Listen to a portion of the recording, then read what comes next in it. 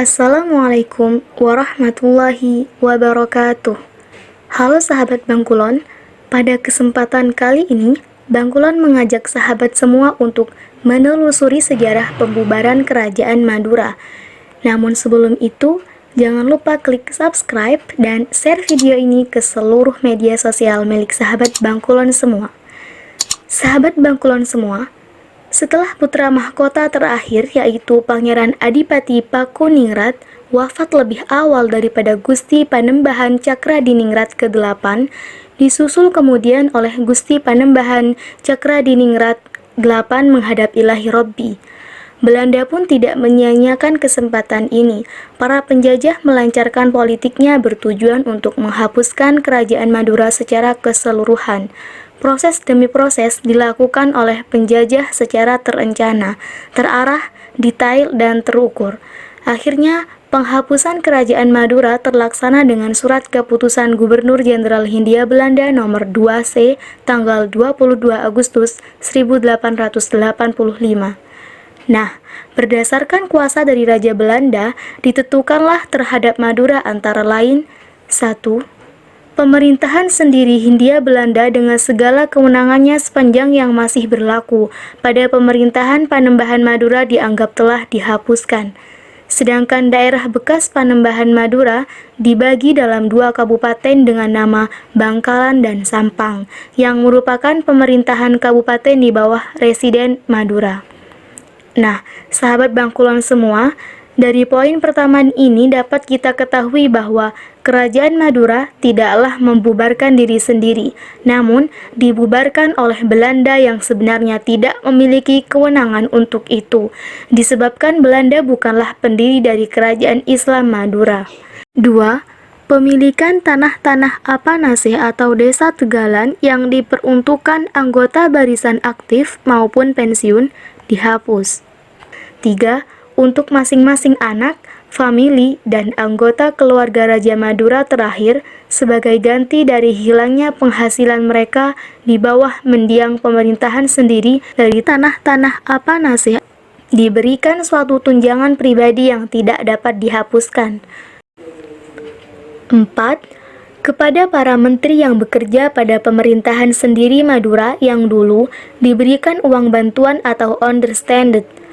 5. Perhiasan-perhiasan yang dimiliki oleh Panembahan Madura yang dahulu, begitu pula benda-benda bergerak dan tidak bergerak yang digunakan untuk pekerjaan umum Kabupaten Bangkalan dan Sampang dijadikan milik Gubernemen Hindia Belanda. Atau perhiasan-perhiasan ini sekarang ada di Museum Batavia, Genoscape, Jakarta Pusat untuk dipertontonkan kepada umum. Nah, sahabat Bangkulon semua, dari poin kelima inilah dapat diketahui betapa gigihnya Belanda waktu itu merebut perangkat perlengkapan kebesaran Raja Madura yang ketika itu berada dan dijaga di Sambilangan. 6. Barisan tetap dipertahankan sebagai barisan gubernemen dan hal seperti itu, sementara menurut apa adanya dengan perkecualian bahwa menikmati hasil tanah dihapus sepanjang termasuk pada pribadi-pribadi korps yang mana aturan-aturan tersebut di atas sebagai anggota keluarga raja atau sebagai hofmenteri dapat memperoleh tunjangan atau understanded dari Landskas. 7. Terhitung mulai tanggal 1 November 1885 telah diangkat 1. Sebagai Bupati Bangkalan, Pangeran Suryonegoro. 2. Sebagai Bupati Sampang, Raden Aryo Kusumodiningrat. Pangeran Suryonegoro ini adalah putra Sultan Cakradiningrat kedua dari Selir, sedangkan Raden Aryo Kusumodiningrat ini adalah anak dari putra mahkota terakhir yaitu Pangeran Adipati Pakuningrat yang meninggal lebih dahulu daripada sang raja. Sahabat Bangkulon semua, jumlah uang ganti rugi bagi 3 kategori tanah Apanage seluruhnya berjumlah 264,030 setahun untuk Kabupaten Bangkalan saja. Setelah berjalan 50 tahun, uang understanded turun menjadi 66.000 setahun. Sebenarnya, Apa hak Belanda membubarkan kerajaan-kerajaan di Madura? Pendiri kerajaan Madura juga bukan, hak pewaris tahta kerajaan juga bukan, sedangkan satu-satunya mereka adalah penjajah negeri Madura, penjajah kekayaan alam bangsa ini. Pendapat umum terhadap perubahan pemerintahan di Bangkalan adalah jauh dari baik atau sangat tidak baik di segala bidang. Terlebih lagi di kalangan anggota keluarga Panembahan yang telah wafat. Banyak dari kalangan bangsawan dan para anggota korps barisan yang tidak puas mengadakan pertemuan rahasia pada malam hari, di mana hal ini sangat tidak disukai oleh Belanda. Maka dengan surat rahasia tanggal 12 Agustus 1885 didatangkan separuh batalion ke-1 infanteri dari Banjarmasin untuk menjamin keamanan di daerah Madura yang sudah menjadi pemerintahan langsung di bawah Residen Belanda.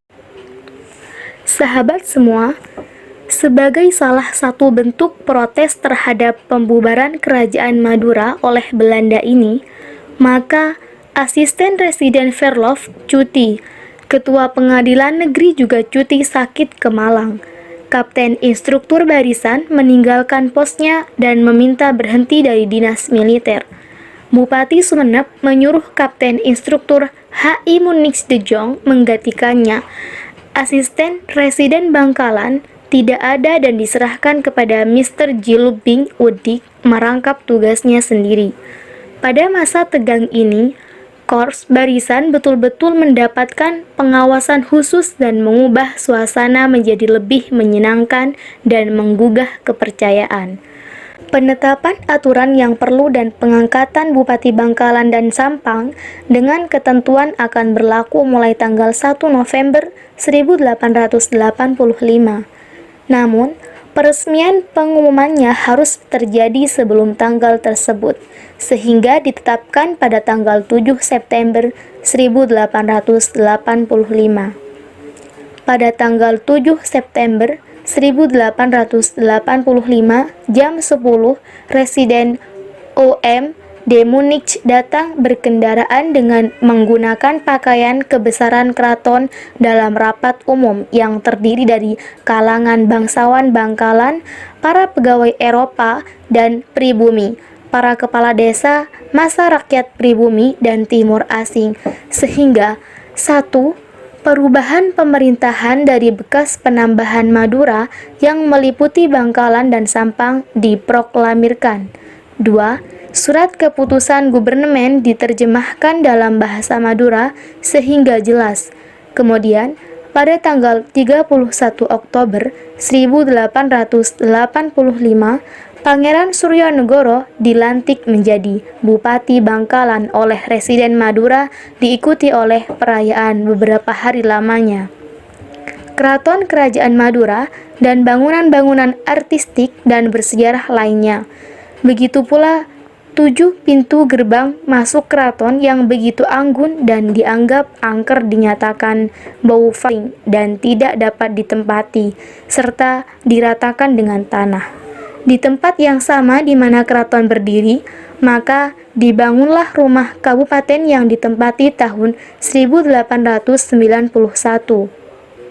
Keturunan para Panembahan secara bertahap dihilangkan hak-hak istimewanya dan tunjangan-tunjangannya.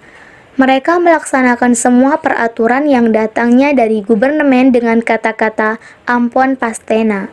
Suatu kata-kata yang pasrah dan tawakal, kembali lagi kepada hasil pertapaan sang ibunda, Kanjeng Gusti Ratu Ibu Syarifah Ambami yang memohon kepada Yang Maha Kuasa agar anak keturunannya 7 turunan menjadi Raja Madura.